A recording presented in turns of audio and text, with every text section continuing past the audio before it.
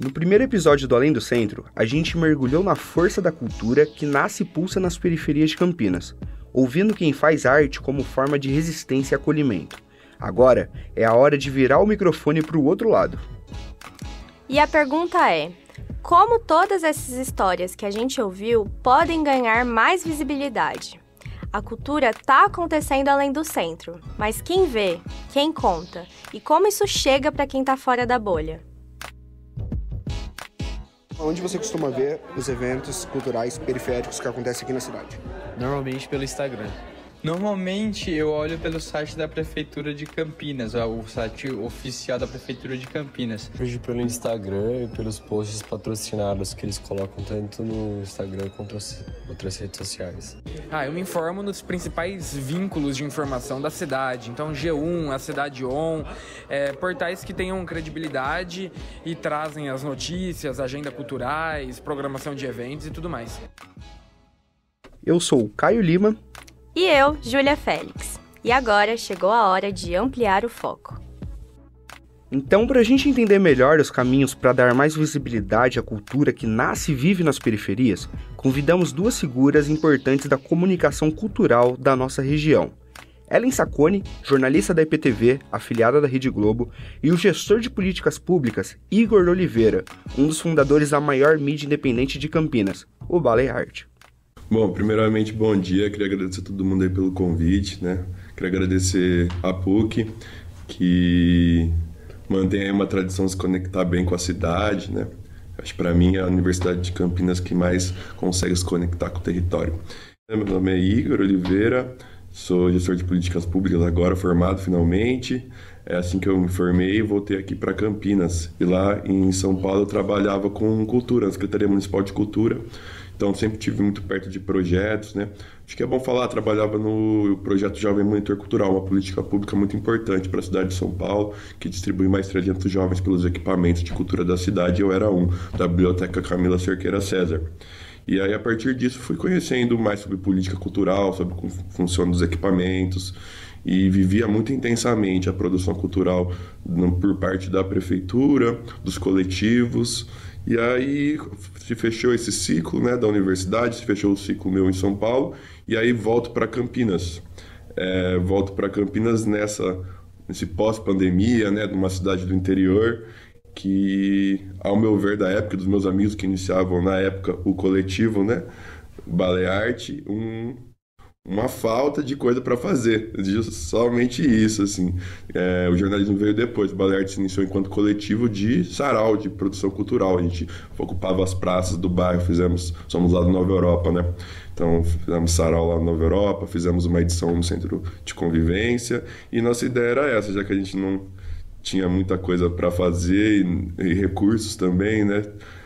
Na época a gente estava meio para baixo aí nesse sentido, a gente mesmo começou a organizar eventos na rua. Sarau, com poesia, com música, diversas linguagens, fizemos parcerias com os grêmios estudantis, e aí foi encaminhando para isso, né? Nessa coisa que a gente carrega muito, que é o acesso, que é o direito à cultura, que é o direito à arte, é o direito à cidade, nesses valores que o Balearte foi se moldando, e aí nasceu a agenda, né, que foi o principal projeto que trouxe o Balearte até onde ele está hoje. E você, Ellen? Meu nome é Ellen Sacconi, eu estou no jornalismo já desde o comecinho dos anos 2000. Na verdade, a minha primeira formação foi em publicidade e propaganda, eu caí no marketing político, e aí na lida eu percebi que o que eu queria era contar histórias, né, não fazer histórias. Então eu voltei para a faculdade, fiz mais 3 anos, então eu sou formada tanto em publicidade, propaganda e marketing quanto em jornalismo. E nesse meio tempo, enquanto eu estudava, eu já trabalhava com jornalismo numa emissora de Piracicaba, depois fui para Limeira, e assim que eu me formei, em 2002, eu já fui contratada para trabalhar na IPTV em São Carlos. Desde então, eu estou numa afiliada da Globo, até hoje, vou fazer 23 anos de IPTV, e quando a gente faz cobertura de hard news no interior, não tem aquela coisa de você fazer uma pasta, economia ou, né, não tem setorização. Então, desde que eu entrei para a IPTV, eu cubro cultura também. Então, isso é muito legal, porque a gente tem a oportunidade de conhecer, às vezes falam assim, não tem cobertura de cultura na periferia. Sempre teve. Eu estou nessa lida há mais de 20 anos, a gente sempre fez. Mas cadê o público para isso? Então, eu já começo questionando aí. E mesmo com iniciativas dentro das grandes emissoras e o fortalecimento de mídias alternativas, ainda há um descompasso entre o que é produzido nas margens e o que realmente ganha atenção. Porque muitas vezes as pessoas chegam para mim como jornalista geral, não estou falando de jornalista de cultura não, falam assim, olha, a cultura não tem espaço no jornalismo. É mentira. Você assiste a cultura no jornalismo? É isso que eu quero dizer. Teve uma reportagem que eu cobri muito legal em Piracicaba, porque lá tem um cemitério que fica do lado do estádio do 15, que ele é gigantesco. É o maior cemitério municipal, cemitério da Saudade, é o maior cemitério de Piracicaba. E a lateral inteira dele foi cedida para pinturas de artistas piracicabanos. Cada um pegou ali um mural, porque é muito grande, e eles depositaram ali o seu talento e a sua arte. Fui eu lá, quando isso foi concluído, para fazer uma matéria para o Bom Dia Brasil. E aí eu precisava das pessoas, que elas falassem, olha, o que você achou? Porque o mural é a coisa mais linda, é uma obra de arte ao ar livre, de graça. Mas do que você está falando? E eu precisava de um povo fala. Povo fala no jornalismo é quando você vai ouvir as pessoas na rua. Né? Você viu esse mural que está ao seu lado? Você está na calçada, você viu que aqui tem um mural? Não. Então, eu como jornalista que cobre cultura, estou carente de que as pessoas olhem para a cultura. Isso nos leva a uma pergunta importante. O problema está na falta de cobertura ou na forma como o público recebe e enxerga essas manifestações? Então, hoje, o meu propósito, assim, em termos de cobertura, é fazer com que as pessoas parem, saiam do celular, que também tem arte, não estou dizendo que não tem, tá? Porque eu acho que as redes sociais também despejam arte, mas eu gostaria muito que as pessoas absorvessem a arte que está para todos os lados, ao nosso redor, e muitas vezes elas não sabem.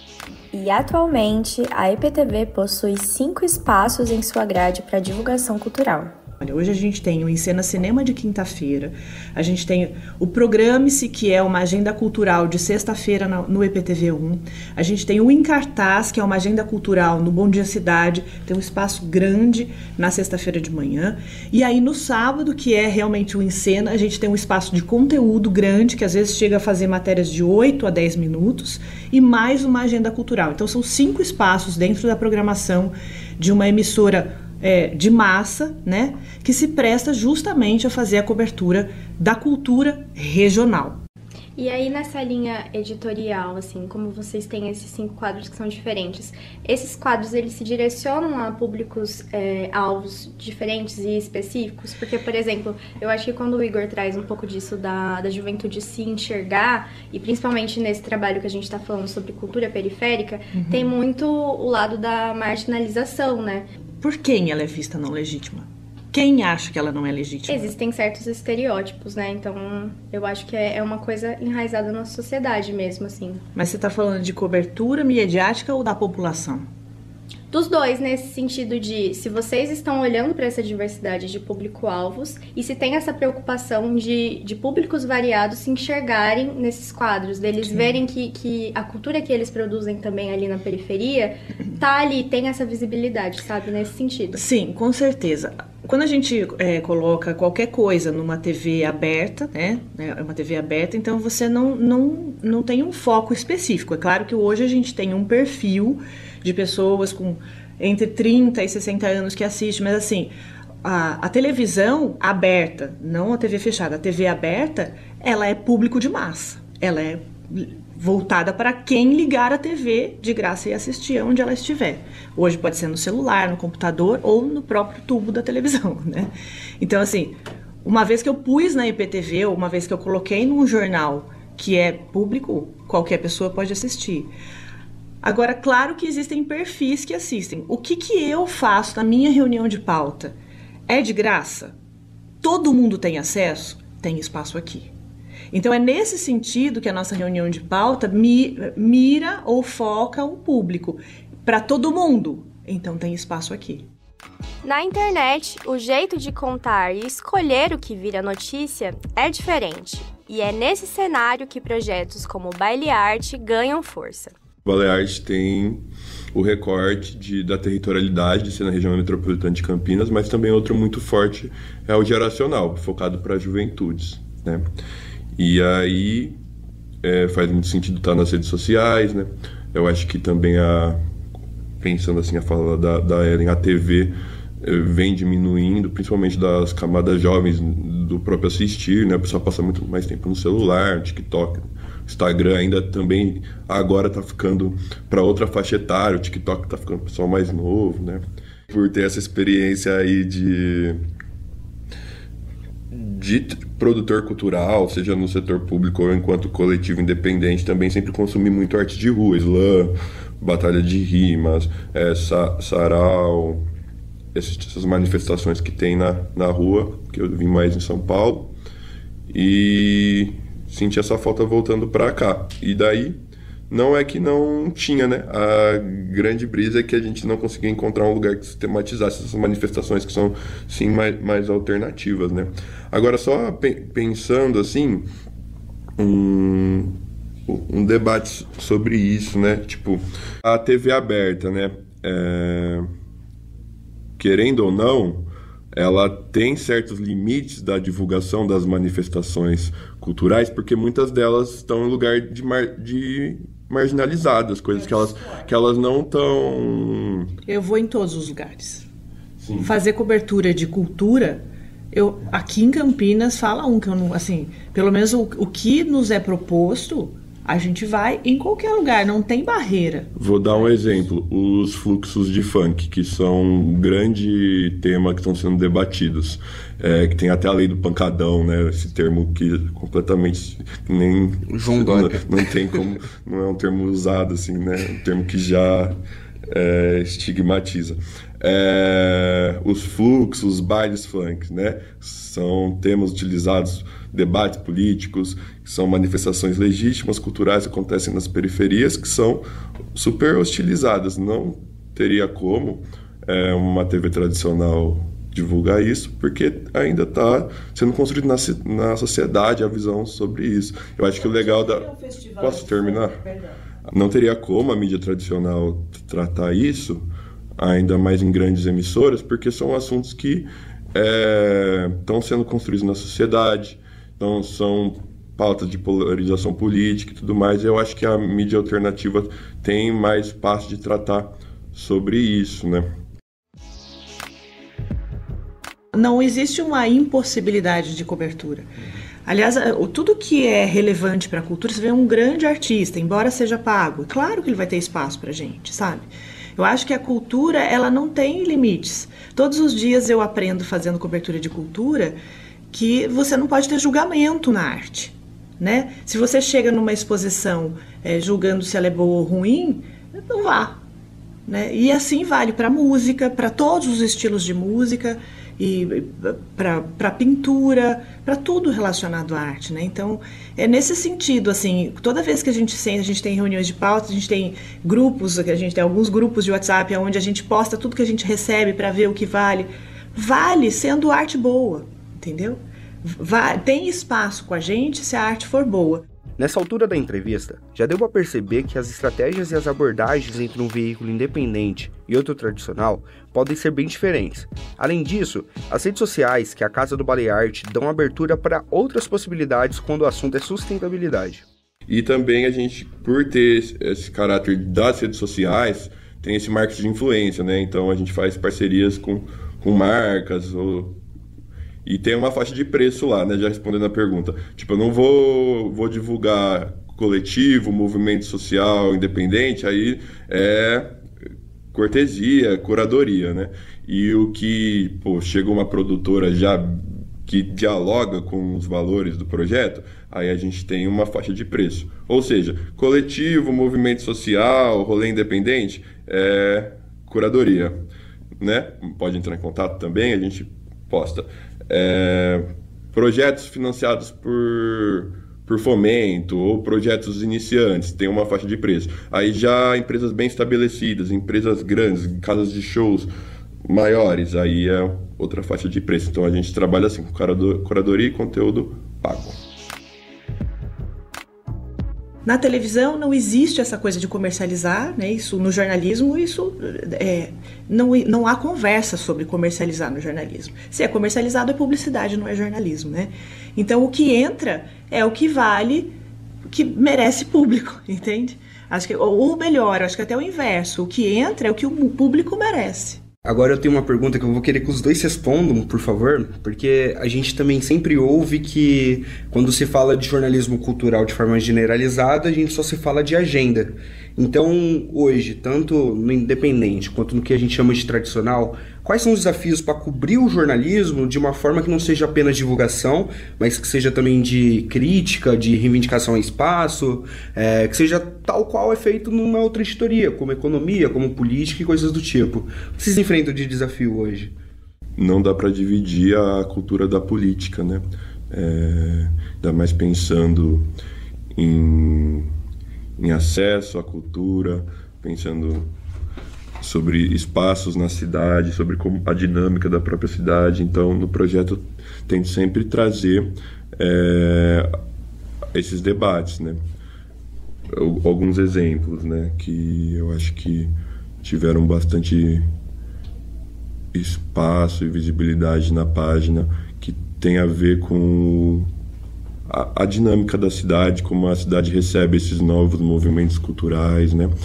De uma cidade do interior que vem crescendo cada vez mais. Foi o evento da Batalha do Cálice, né? Com um evento grande na praça, que a partir do vídeo que nós postamos viralizou, chegou a chegar em grandes podcasts do país, como o Podpah, ou seja, uma grande discussão que venho falando em outras mídias. O vídeo citado pelo Igor foi postado em 14 de julho de 2024 e já conta com mais de 450 mil visualizações no Instagram. Nele, um policial aparece ameaçando jogar uma granada nas pessoas que estavam no fluxo da Batalha do Cálice, roda de rima que acontece semanalmente no Largo do Pará, em Campinas. Entre o público estavam jovens, idosos e crianças. Se não parar de uma granada lacrimogênea aí, você vai ser responsável por isso. Acabou. Para agora. Já tô autuando. Passou do decibéis há muito tempo. Chega. Acabou. E se fizer gracinha, vai ter, hein? Não tem gracinha, não. E eu acho que é isso. A partir dessa manifestação cultural, que houve um atrito ali entre o projeto e a prefeitura, a gente consegue criar um debate sobre como nós vamos ocupar a cidade, né? Como a juventude se vê nessa cidade, dar visibilidade a esse tipo de coisa, atritos mesmo, coisas que eu, enquanto produtor cultural, posso ter me prejudicado com determinados lugares da prefeitura, que tem um diálogo hoje também. Então acho que é isso, a cultura e política são dissociáveis e elas estão em disputa no território da cidade, né? Porque nós temos um centro da cidade que em disputa no sentido quem que vai ocupar esse lugar. Temos a abertura de um centro de convivência do teatro do centro de convivência esse ano. Quem vai ocupar esse espaço? Qual vai ser o valor desse teatro? Esse tipo de coisa que eu vejo como pensar a cidade, pensar o acesso e o direito à cultura. Que alguns exemplos como a Casa de Cultura Tainã, Fazenda Roseira, né, que não recebem, não são executadas pelo poder público, né, são projetos que são financiados por recurso público federal. Esses lugares podem acolher artistas, né, então realmente temos uma cidade em déficit sobre isso. Realmente é um problema, são poucos espaços de recepção para novos artistas e eles se criam onde? Em movimentos sociais, em casas de culturas independentes, em movimentos culturais de rua, que muitas vezes sofrem essa repressão por parte do Estado. esse negócio de que o indivíduo é imparcial cai por terra bem no comecinho, assim. A gente tem bem claro isso, que tudo é um ato político. O que é bem esclarecido também é que existe a política partidária, né? E quando a gente fala de política, é o ser que convive, né? Tudo que a gente está fazendo, o ato da gente estar aqui formulando um podcast, querendo dar voz a algo que a gente considera que não está sendo ouvido, é um ato político. Então, com certeza a gente tem isso bem esclarecido. Sim. Mas será que dá para caminhar juntos sem perder o passo? Como construir pontes reais entre produtores culturais e quem tem o microfone? Eu acho que o que a gente quer entender, né, Júlia, é tipo assim, tá, Ellen, como que você acha que a mídia independente pode te ajudar? E tá, Igor, como que você acha que a mídia tradicional pode ajudar o que você faz? Sim, ó, conversando. Eu acho que bastou a gente se conhecer. Não existe esse limite. E aí eu reforço, o meu desafio enquanto profissional de cobertura cultural é conhecer mais gente. Quanto mais gente chegar em mim e me ensinar o que é arte, graças a Deus, sabe? É isso. Eu não tenho essa barreira, sabe?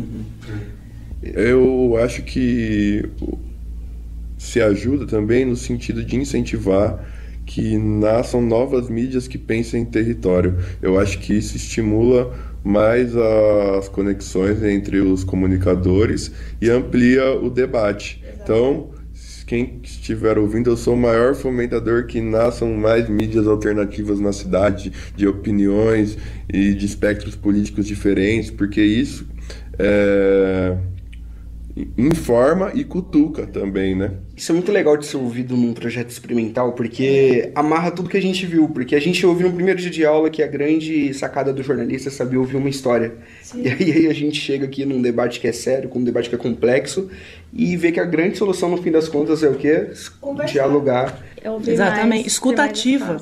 Hoje o bom jornalismo é feito com escuta ativa, sem julgamento. Aí, obviamente, que você tem que ver o que é legal, o que não é, o que é fato, o que não é. A gente vive no mundo de invenções hoje, a gente recebe todos os dias notícias inventadas, inclusive com imagens e inteligência artificial. Então, a gente tem que ter um critério de apuração. Jornalismo é a apuração, porque senão você sai compartilhando coisas sem checar e aí não é jornalismo, tá? Com esse debate surge uma pergunta inevitável. Será que a forma de sustentar um veículo pode moldar ou até desviar o seu propósito? E como equilibrar a missão social do jornalismo com os desafios de manter uma estrutura funcionando? Vocês se enxergam como uma revista digital que faz jornalismo ou é outra coisa? Já pensamos que a gente era revista digital, já o nome plataforma híbrida de comunicação já apareceu. Eu gosto de revista digital, ao mesmo tempo a gente também faz eventos. Eu acho que plataforma de comunicação é um bom nome, revista digital é um bom nome. Ao mesmo tempo estamos no Instagram, então temos esse outro formato de conteúdo pago que parte do marketing de influência, né? Então são os novos formatos, as novas mídias, né? O jornalismo e a questão do pago, né? Se eu tiver o interesse de que um evento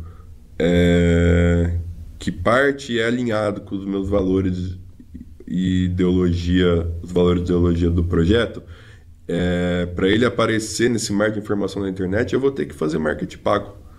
Então, é isso, né? São outras plataformas. E aí, como funciona o conteúdo? São 2, basicamente. 3, vai. Curadoria. Nós da equipe somos cronicamente online, então ficamos ali, né? Legal, já vamos encaminhando e isso aqui vai aparecer.